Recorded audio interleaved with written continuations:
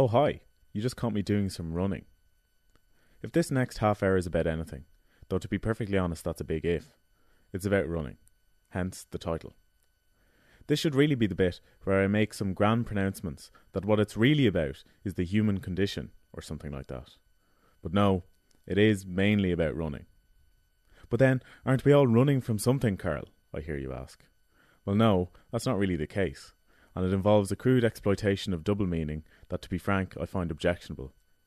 This is about running, with feet, in a race. But then, isn't the human race the most important race of all, Carl, I hear you ask? I'm not even going to dignify that with a response. So I was going for a run the other day.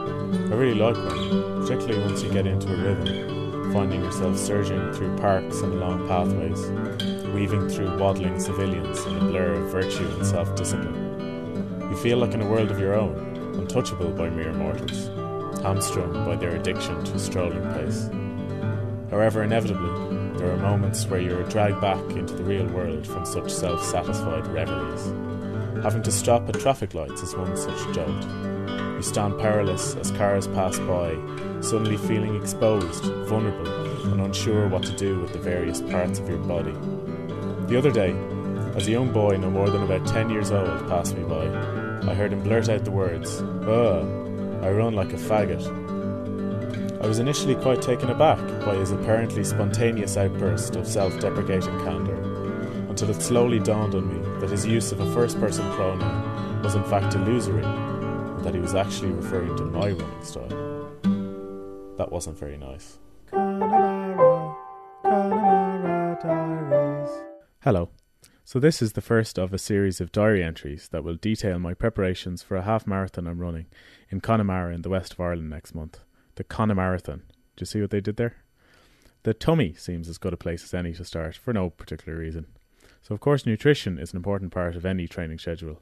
I've basically been surviving exclusively on a diet of broccoli and bran flakes for the last 3 months. That's not quite true. Though, that said, one day last week I was at the checkout in Tesco, and I suddenly realised that I just put on the conveyor belt 6 packets of bran flakes, 2 loaves of wholemeal bread, and 12 rolls of toilet paper. And that was it. I may as well have been carrying a sign saying, "There's a party in my colon and everyone's invited." I won't share the story of what happened when I actually did that. That was an upsetting evening for everybody concerned. So because of trying to be fairly strict about what I eat, I've tended to cook for myself at home almost every night. This has led to me losing my mind ever so slightly. As time has gone on, I realised that it was much more efficient to cook enough food for a couple of nights and put the rest in the fridge or the freezer. However, what started off as quite a handy time-saving idea quickly snowballed out of control. I increasingly became obsessed with stockpiling dinners, cooking them, putting them into plastic containers, labelling and freezing them, like some kind of miser with a savings account, consumed by the need to hoard more and more until I was rich beyond my wildest imagination. Though that's not really how food works. It did get to the point, though, that I actually started to feel bad when I ate one, because it was depleting the stash. I think that's what might be termed an unhealthy relationship with food. I think I'm over it now, though. With interest rates the way they are, there was no incentive to save the food anymore. I've actually started borrowing now. Northern Rock have actually given me a very good deal on some risotto for this evening. Hi Sam, what have you been up to lately? There's not much work around here these days. Hi Daniel, I'm not too bad thanks, surviving, which is more than can be said for lots of electronic voices in the current climate. Too true. I've been doing some sat-nav work. Turn left here, turn right here, that type of thing. How are you finding it? I enjoy it. The travel is good, though staying in hotel rooms night after night can get lonely. How about you? I've been working on the London Underground actually. Next stop Elephant and Castle. Please mind the gap. Nice. The employee discount on the tube is a lifesaver. The only downside is getting called in on your day off to apologize for delays. Glad to hear you're doing well for yourself anyway. Good to get out of the media bubble every so often. Aren't we meant to be talking about running? That's true. Well, I finished a marathon about 20 years ago. Really? Of course, they're called Snickers now. That's a disgrace. One of the nicer things about road running is that you get out and about a lot and you get to see quite a bit that you might otherwise miss. So some of the odd things I've seen while running include someone carrying a giant package in the shape of a letter S down the street last year. That was a strange sight. It was nice though. I'd always wanted to meet a character from Sesame Street. Or during the snow last month, I passed by the impressive sight of a giant 10-foot tall cock and balls made from the snow. Pure oil, definitely, but you couldn't but admire the craftsmanship, and indeed the dedication. Given the size of it, the creators must have either sat on each other's shoulders or brought stepladders while lovingly carving that helmet. On the same run, actually, I also saw a proper igloo made from blocks of compacted snow and with actual people inside, which was less chucklesome, admittedly, but an equally impressive piece of architecture, albeit for different reasons. Only a couple of days ago, so in the middle of March, I saw a forlorn-looking artificial Christmas tree and a bag of tinsel strewn on the street near where I live.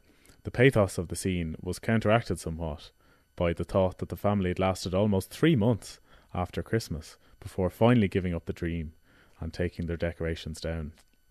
Raging against the dying of the fairy lights there. Heroic. Running down our country lane back home, I've come across quite a bit, strangely enough. On one run last year, I discovered, standing at the side of the road, an armchair facing a television, accompanied by a standard lamp. Quite a nice one. A fly tipper with a sense of humour there. And just down the road from that, a washing machine appeared last year, followed by, a few months later, another washing machine. Like someone had passed by and thought, oh right, so this is where washing machines go. Fair enough. Also, down right at the bottom of our road, every time I go out, I pass by a mysterious sign, half buried in the ground, that reads, teleporter work. At first I was thinking, a top-secret international research programme into teleportation on a secluded County Meath country lane? Surely not. But then, that's exactly the type of place that they would put a top-secret international research programme into teleportation. Though putting up a huge sign was their one mistake. I do sometimes wonder why I'm doing this. I think to an extent it's something of an addiction. I'm dangerously reliant on the endorphin rush that runs produce. That said, there are worse things you could be addicted to. Heroin, for example. Though that would be similarly effective for losing weight. It is a nice way of relieving boredom though, like heroin. It offers me something productive to do on days that I either can't be bothered to or am incapable of engaging my brain. Which is more often than I would care to mention, to be honest.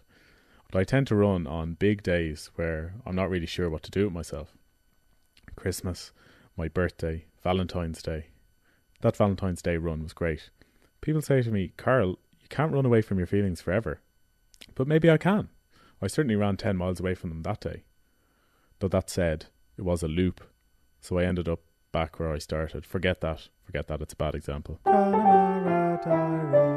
Did you hear his title for the show? Yeah, it's not great. We could do better than that with our eyes closed. Go on then. Running into trouble. Running a deficit. Running scared. Running your mouth off. It's not exactly rocket science. Clearly. Run for the road.